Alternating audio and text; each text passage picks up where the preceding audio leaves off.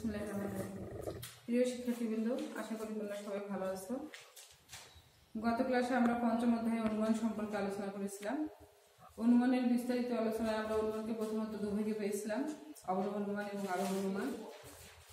আর এ পর্যায়ে আমরা অনুমানের আলোচনায় ষষ্ঠ অধ্যায়ে অবরোহ অনুমান সম্পর্কে বিস্তারিত আলোচনা করব। তো এখানে বলে নেওয়া দরকার যে আমরা অবরোহ অনুমানের আলোচনায় প্রথমত অবরোহ অনুমানকে দুভাগে পেয়ে থাকি, একটা হচ্ছে অমাধ্যম অনুমান আর একটা হচ্ছে মাধ্যম অনুমান। তো অমাধ্যম অনুমানের আর মাধ্যম অনুমানের আমি ব্যাখ্যা তোমাদের গত ক্লাসে দিয়েছি। অমাধ্যম অনুমান হচ্ছে এমন একটা অনুমান যে অনুমানে একটিমাত্র আশ্রয় বাক্য থেকে সিদ্ধান্তটি সরাসরিভাবে নিশ্চিত হবে। আর এ পর্যায়ে অমাধ্যম অনুমানের যদি আমরা ব্যাখ্যায় আসি, আমরা আজকে আলোচনা করব হচ্ছে আবর্তন। আর আবর্তন হচ্ছে অমাধ্যম অবরোহ অনুমানের একটি শাখা। অর্থাৎ অবরোহ অনুমানকে আমরা গত ক্লাসে 10টি ভাগে পেয়েছিলাম। 10টি ভাগে পেয়েছিলাম তার মধ্যে হচ্ছে আবর্তন, প্রতিবর্তন, আবর্তিত প্রতিবর্তন, অন্তরাবর্তন, বিরোধাভাস অনুমান, নিশ্চয়োক্ত গঠিত অনুমান, জটিল যোগাত্মক অনুমান, বিপরীত সম্বন্ধযুক্ত অনুমান ইত্যাদি ইত্যাদি। অর্থাৎ আমরা মোট 10টি অনুমান পেয়েছিলাম। তো এ পর্যায়ে আমরা তোমাদের বিস্তারিত আলোচনা করব হচ্ছে আবর্তন, প্রতিবর্তন, আবর্তিত প্রতিবর্তন এবং অন্তরাবর্তন, এই 4টি ক্লাস। তো আজকের আলোচনায় আমরা আসতেছি আবর্তনে। আমাদের আজকের আলোচনা হচ্ছে আবর্তন, যাকে ইংরেজিতে বলা হয় কনভার্সন। আবর্তন হচ্ছে যে অমাধ্যম অবরোহ অনুমানে বিধিসঙ্গতভাবে একটিমাত্র আশ্রয় বাক্য থেকে সিদ্ধান্তটি সরাসরিভাবে নিশ্চিত হবে, তাকে কিন্তু আবর্তন বলা হয়। অর্থাৎ এখানে একটিমাত্র আশ্রয় বাক্য থেকে সিদ্ধান্ত নিশ্চিত হলে সেটা হবে অমাধ্যম অবরোহ অনুমান। আর এই অমাধ্যম অবরোহ অনুমানের আবর্তন হচ্ছে একটি বিশেষ শাখা। আর আবর্তনের মূল সংজ্ঞা যদি আমরা আসি, সেটা হচ্ছে আবর্তন হচ্ছে যে অমাধ্যম অবরোহ অনুমানে বিধিসঙ্গতভাবে আশ্রয় বাক্যের উদ্দেশ্য সিদ্ধান্তের বিধেয় হবে এবং সিদ্ধান্তের উদ্দেশ্য আশ্রয় বাক্যের উদ্দেশ্য হবে। অর্থাৎ এখানে স্থান চেঞ্জ করবে। অর্থাৎ আবর্তন হচ্ছে এমন একটি অমাধ্যম অবরোহ অনুমান যেখানে বিধিসম্মতভাবে তাদের স্থান পরিবর্তন হবে, তাকে কিন্তু আবর্তন বলা হয়ে থাকে। আর এই আবর্তনের নিয়মাবলী যদি আমরা আলোচনা করি, সেক্ষেত্রে 4টি নিয়ম পরিলক্ষিত হয়। প্রথমত আবর্তনের আশ্রয় বাক্যকে বলা হয় আবর্তনীয় এবং সিদ্ধান্তকে বলা হয় আবর্তিত। অর্থাৎ এক্ষেত্রে আমরা এর আগে বলেছি যে একটিমাত্র আশ্রয় বাক্য থেকে সরাসরি সিদ্ধান্তটা নিশ্চিত হবে।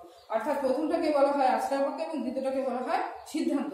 কিন্তু আবর্তনের ক্ষেত্রে এদের নতুন নাম, যেহেতু আমরা আবর্তন আলোচনা করবো, এদের আবার আলাদা নাম আছে। অর্থাৎ আবর্তনের আশ্রয় বাক্যকে বলা হয় আবর্তনীয় এবং সিদ্ধান্তকে বলা হয় আবর্তিত। তো এখানে নিয়মাবলীর ক্ষেত্রে আমি দেখাইছি তোমাদের, দেখো আবর্তনীয় উদ্দেশ্য পদ আবর্তিতে এসে বিধেয় পদ হবে, এটা হচ্ছে প্রথম নিয়ম। দ্বিতীয় হচ্ছে আবর্তনীয় বিধেয় পদ আবর্তিতে এসে উদ্দেশ্য পদ হবে। তৃতীয় হচ্ছে আবর্তনীয় এবং আবর্তিতের গুণের কোনো পরিবর্তন হয় না। অর্থাৎ আবর্তনীয় সদর্থক বা ইতিবাচক হলে আবর্তিত হবে সদর্থক, আর আবর্তনীয় নয়র্থক বা নাবোধক হলে আবর্তিত হবে নয়র্থক বা নাবোধক। আর চতুর্থ নিয়ম হচ্ছে আবর্তনীয় কোনো অবাক্য পদ আবর্তিতে এসে ব্যাপ্য হতে পারবে না। এই হচ্ছে আবর্তনের 4টা নিয়ম। অর্থাৎ তোমাদের যদি আবর্তনীয় এবং আবর্তিত বলতে অসুবিধা হয়, তাহলে সেক্ষেত্রে তোমরা আবর্তনীয় এবং আবর্তিতকে আশ্রয় বাক্য এবং সিদ্ধান্তেও বলতে পারো। অর্থাৎ সহজভাবে আবর্তনীয় জায়গা আমরা এভাবে বলতে পারি যে আশ্রয় বাক্যের উদ্দেশ্য পদ সিদ্ধান্তে সে বিধেয় পদ হবে, আশ্রয় বাক্যের বিধেয় পদ সিদ্ধান্তে সে উদ্দেশ্য পদ হবে। আশ্রয় বাক্য এবং সিদ্ধান্তের গুণের কোনো পরিবর্তন হবে না। অর্থাৎ একটা সদর্থক বা হাবোধক হলে আরেকটা সদর্থক বা হাবোধক হবে, একটা নয়র্থক বা নাবোধক হলে আরেকটা নয়র্থক বা নাবোধক হবে।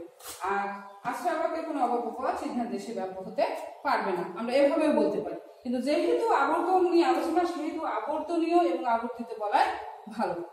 এই হচ্ছে আমাদের আবর্তনের 4টা নিয়ম।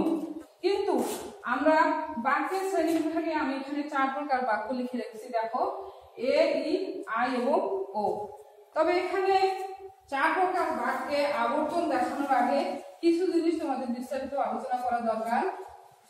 সেটা হচ্ছে আমরা বাক্যের শ্রেণী বিভাগে, সেটা হয়তো তোমরা 3য় অধ্যায়ে বাক্যের শ্রেণী বিভাগে পেয়ে থাকবে।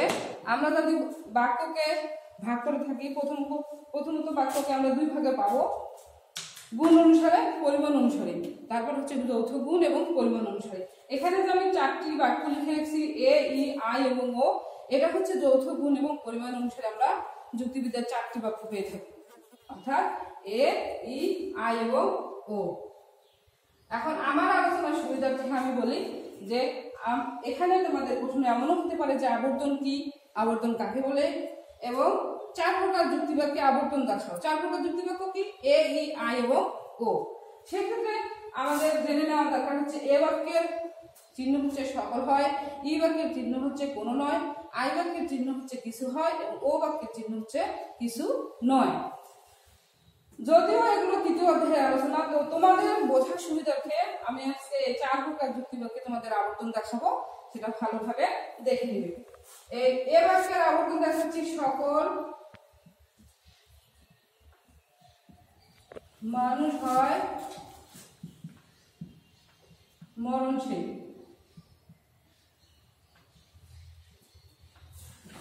এই বাক্যে যদি আমরা আবর্তন করি তাহলে আমরা আই বাক্য পাবো। তাহলে এখানে হবে কিছু মরণশীল প্রাণী হয় মানুষ। এখানে একটা জিনিস ক্লিয়ার করে দেয় যে এখানে কিছু মরণশীল কিভাবে হলো, কারণ এর আগেই বলে রাখছি যে আমরা যদি 4 প্রকার বাক্যের আবর্তন করি তাহলে এ বাক্যের আবর্তন করলে পাবো আই বাক্য, ই বাক্যের ই বাক্য, আই বাক্যের আই বাক্য এবং ও বাক্যের আবর্তন সম্ভব নয়। কাজে আমরা সংজ্ঞা জেনেছি যে অমাধ্যম অবর্তন মানে বিধিসম্মত ভাবে আশ্রয় বাক্যের উদ্দেশ্য সিদ্ধান্তের বিধ হবে এবং আশ্রয় বাক্যের বিধ সিদ্ধান্তের উদ্দেশ্য হবে। আবার এটাও বলতে পারি যে এটা হচ্ছে আবর্তনীয়, এটা হচ্ছে আবর্তিত। আবর্তনীয় উদ্দেশ্য পদ আবর্তিত এসে বিধ পদ হবে, আবর্তনীয় বিধ পদ আবর্তিত এসে উদ্দেশ্য পদ হবে নিয়ম অনুযায়ী। তো নিয়ম অনুযায়ী এ বাক্যের আবর্তন হচ্ছে আই বাক্য। এখানে হচ্ছে সকল মানুষ হয় মরণশীল, অর্থাৎ কিছু মরণশীল প্রাণী হয় মানুষ। এভাবে এ বাক্যের আবর্তনে আমরা আই বাক্য পাই। এরপরে যদি আমরা ই বাক্যের আবর্তন করি তাহলে হবে কোনো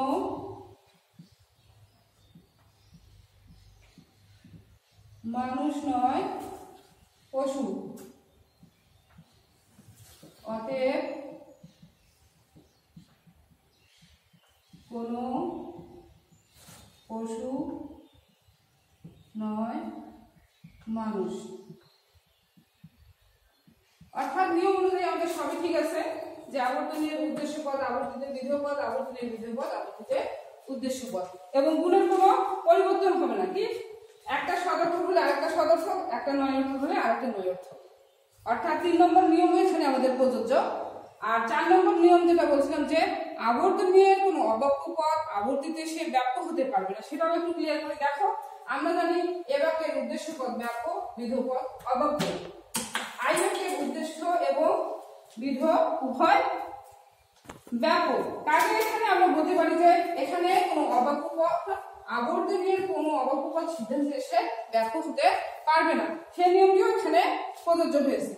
কাজে এক্ষেত্রে এ বাক্যের আবর্তন আই বাক্য, ই বাক্যের আবর্তন ই বাক্য, এবং আমরা যদি আই বাক্যের আবর্তন করি সেক্ষেত্রে পাবো কিছু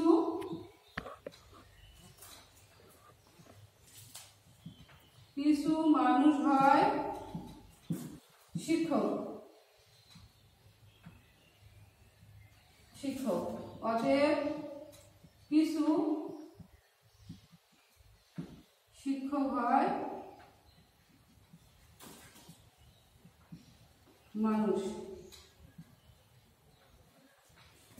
এটাও কিন্তু নিয়ম অনুযায়ী প্রথম, দ্বিতীয়, তৃতীয় এবং চতুর্থ সব নিয়ম অনুযায়ী ঠিক আছে যে আবর্তনের উদ্দেশ্য পদ আবর্তিত এসে বিধ পদ হয়েছে, আবর্তনের বিধ পদ আবর্তিত এসে উদ্দেশ্য পদ হয়েছে, এবং গুণের কোনো পরিবর্তন হয়নি, অর্থাৎ একটা ইতিবাচক হলে আরেকটাও ইতিবাচক আছে।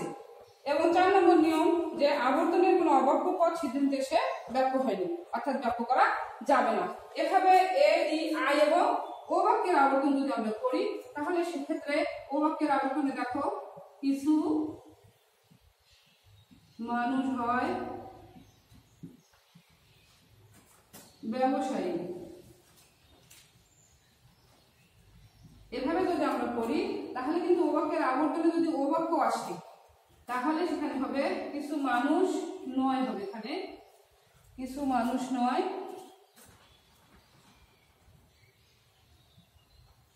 ব্যবসায়ী। তাহলে আবর্তন যদি করি তাহলে আসবে কিছু ব্যবসায়ী নয় মানুষ। তাহলে এখানে একটা জিনিস তোমাদের লক্ষ্য রাখতে হবে যে ও বাক্যের আবর্তনে যদি আমরা ও বাক্য করি তাহলে এখানে আবর্তনের যে 4 নম্বর নিয়ম আছে সেই নিয়মটি লঙ্ঘন করা হবে। অর্থাৎ আবর্তনের অবাক্য পদ আবর্তিতে এসে ব্যাপক হয়ে গেছে। অর্থাৎ এখানে আমরা জানি ও বাক্যের উদ্দেশ্য পদ ব্যাপ্য এবং বিধেয় পদ অবাক্য। এই যে বিধেয় পদটা এখানে অবাক্য আছে সেটা এখানে এসে ব্যাপ্য হয়ে গেছে, যেটা আবর্তনের নিয়ম বিরোধী। কাজে এখানে আমরা বলবো যে ও বাক্যের আবর্তন সম্ভব নয়। অর্থাৎ আমরা যদি ও বাক্যের আবর্তন ও বাক্য করি তাহলে সেক্ষেত্রে আবর্তনের যে 4 নম্বর নিয়মটা আছে সেটা লঙ্ঘন করা হবে। কাজে সেক্ষেত্রে আমরা বলবো যে ও বাক্যের আবর্তন সম্ভব নয়। অর্থাৎ আমরা যেটা আবর্তন করবো সেক্ষেত্রে আবর্তনের নিয়ম লঙ্ঘন করা হবে, কাজে ও বাক্যের আবর্তন সম্ভব নয়। তো প্রিয় শিক্ষার্থীবৃন্দু, এভাবে যদি আমরা আবর্তনের সংজ্ঞা এবং 4টা নিয়ম ফলো করে 4 প্রকার বাক্যের যদি আবর্তন দেখাই তাহলে এভাবে আমরা এ বাক্যের আবর্তনে আই বাক্য পাবো, ই বাক্যের আবর্তনে ই বাক্য, আই বাক্যের আবর্তনে আই বাক্য এবং ও বাক্যের আবর্তন সম্ভব নয়। তবে এক্ষেত্রে একটা জিনিস বলে রাখি যে আবর্তনের যে 3 নম্বর নিয়মটা আছে যে আবর্তনের কোনো গুণের কোনো পরিবর্তন হবে না। অর্থাৎ একটা ইতিবাচক হলে আরেকটা নেতিবাচক হবে। সেক্ষেত্রে আমরা যদি করি তোমাদের প্রশ্ন হতে পারে যে এ বাক্যের আবর্তন কিন্তু এ বাক্য হতে পারে না, কিন্তু সেটা সরল আবর্তন হবে না, সেটা হবে অসরল আবর্তন। অর্থাৎ আবর্তনের ক্ষেত্রে আমরা 2 প্রকার আবর্তন পেয়ে থাকি, একটা হচ্ছে সরল আবর্তন, একটা হচ্ছে অসরল আবর্তন। এভাবে আমরা আবর্তনে কিন্তু সেটা অসরল আবর্তন করা যাবে না, সেক্ষেত্রে কিছু নিয়মের ব্যতিক্রম হবে। কাজে আমরা এ বাক্যের আবর্তন করবো আই বাক্যের সঙ্গে। এভাবে এ বাক্যের আবর্তন আই বাক্যের, ই বাক্যের সঙ্গে ই বাক্যের, আই বাক্যের সঙ্গে আই বাক্যের এবং ও বাক্যের আবর্তন সম্ভব নয়। তো শিক্ষার্থীবৃন্দু, এখানে আমি আরো একটা জিনিস বলে রাখি যে 3য় অধ্যায়ে তোমরা বাক্যের শ্রেণীবিভাগ গুলো ভালো করে পড়ে নিবে। তাহলে যে বাক্যের আমি এরপরে তোমাদের আবর্তন, প্রতিবর্তন, আবর্তিত, প্রতিবর্তন, অন্তরাবর্তন আলোচনা করবো, তাহলে তোমাদের বুঝতে সুবিধা হবে। এখানে এই বাক্যগুলো বোঝার জন্য আমি বলে দিছিলাম যে এ বাক্য চিনার উপায় হচ্ছে সফল হয়, ই হচ্ছে কোনো নয়, আই হচ্ছে কিছু নয় কিছু হয়, আর এটা হচ্ছে ও হচ্ছে কিছু নয়। এভাবে জিনিসগুলো তোমরা খেয়াল করবে, তাহলে আমার এই অবরোহ অনুমানের ক্লাসে আবর্তনের যে বিস্তারিত ব্যাখ্যা তাহলে তোমরা সবাই সুন্দরভাবে বুঝতে পারবে। তো আশা করি বন্ধুরা তোমরা ভালোভাবে এই আবর্তনের নিয়ম, সংজ্ঞা, নিয়ম এবং 4 প্রকার আবর্তন সুন্দরভাবে বাসায় পড়াশোনা করবে।